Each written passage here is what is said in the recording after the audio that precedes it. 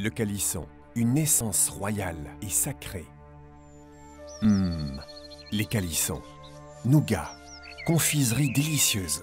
Ces douceurs ont marqué l'essence. Elles comptent aujourd'hui et plus que jamais dans notre histoire. Bien des légendes courent à leur sujet, mais il faut explorer les siècles pour remonter aux sources de ces délices. Tout d'abord, rien ne serait ainsi sans les amandes, originaires d'Asie centrale et orientale, et qui se diffusent en Méditerranée vers le 1er millénaire avant Jésus-Christ. Les Égyptiens, les Grecs et les Romains cultivent et vantent les mérites des amandes. Ces peuples méditerranéens ont très tôt eu l'idée de mélanger leurs amandes et les fruits confits pour en faire des gourmandises nommées dès le Moyen-Âge kalisson en italien et kalitsunia en grec.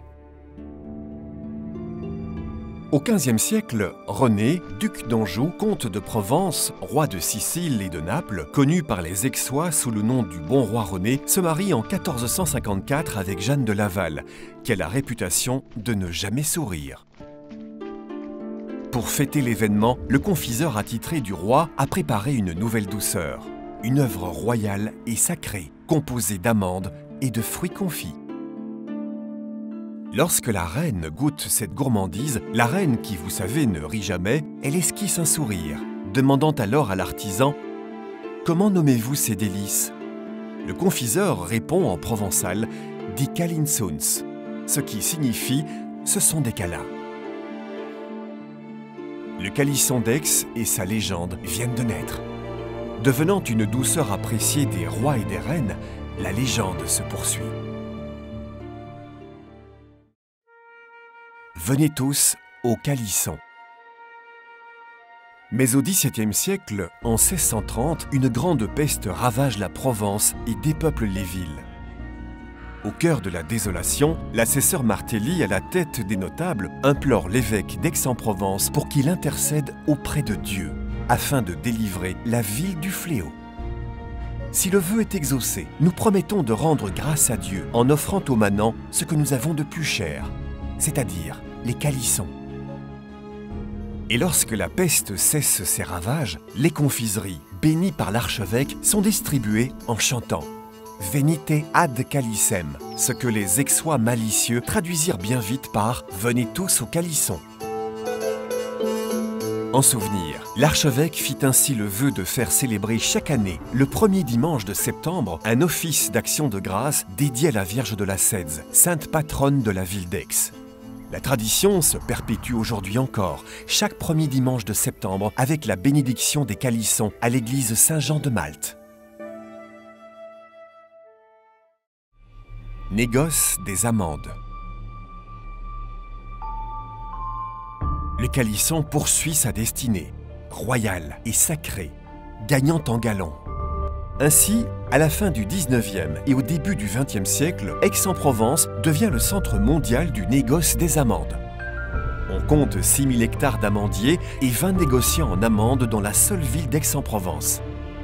Le cours officiel des fruits secs est fixé au bien nommé Café de la Bourse, situé en haut de l'actuel cours Sextius.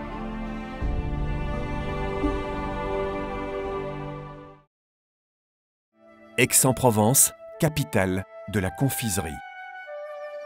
Aix se hisse à la première place de la confiserie. En 1899, on compte 18 confiseurs aixois représentant au total plus de 5000 emplois sur toute la filière.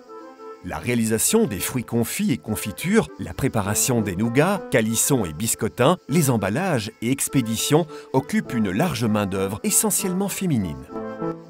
En 1860, la maison Casse, dragées, bonbons, fruits confits, calissons, seconde fabrique de confiserie de France, après Jacquin à Paris, emploie à elle seule 300 Aixois.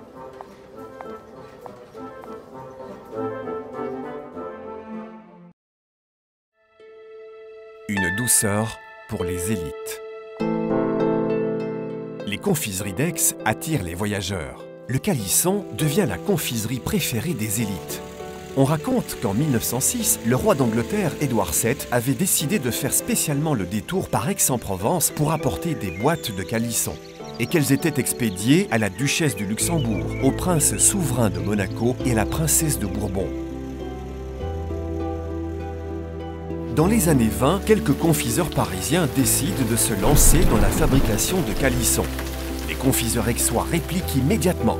En 1928, le tribunal de commerce de Paris tranche et condamne les confiseurs parisiens. C'est également à cette époque qu'est créée la nougaterie du roi René par Ernest Guillet. Le carnaval aixois des années 20, les années folles, rivalise avec celui de Nice, pourtant très réputé. Ces journées de liesse qui succèdent aux horreurs de la Première Guerre mondiale sont l'occasion de remettre à l'honneur les douceurs aixoises.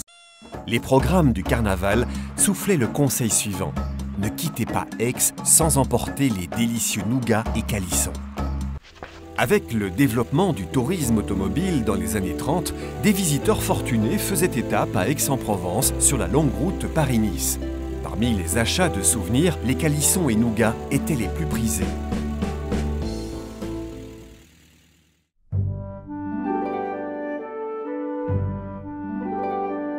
Encore de nos jours, nougats de Provence et calissons d'Aix font partie des traditions provençales, en trônant sur les tables au moment de Noël.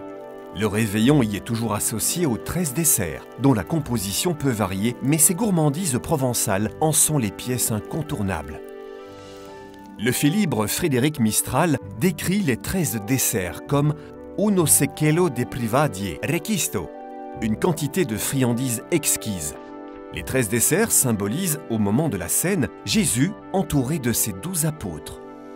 Ainsi, les confiseries de Provence demeurent des produits de dégustation, de convivialité et de partage. Elles ont traversé l'histoire pour constituer un témoignage délicieux et essentiel de nos traditions.